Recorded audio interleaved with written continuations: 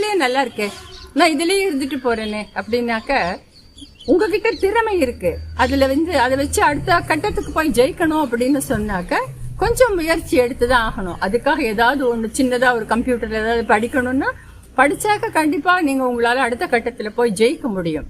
அதனால நீங்க வெற்றியை தேடி நீங்க போகணும். நீங்க போனாதான் வெற்றியும் உங்களை தேடி வரும். கடைசி விஷயம் என்னன்னாக்க எல்லாரையும் அடுத்தவங்களோட நாங்க ஈக்குவல் தான் அப்படிங்கிற ஒரு மைண்ட் செட் உங்களுக்கு வேணும்.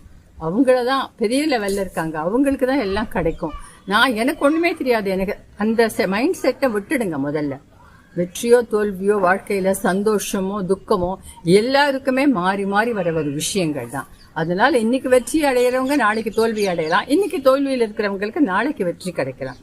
ஆக எல்லாரும் சமம் அப்படிங்கிற ஒரு மைண்ட் செட்டை கொண்டு வாங்க.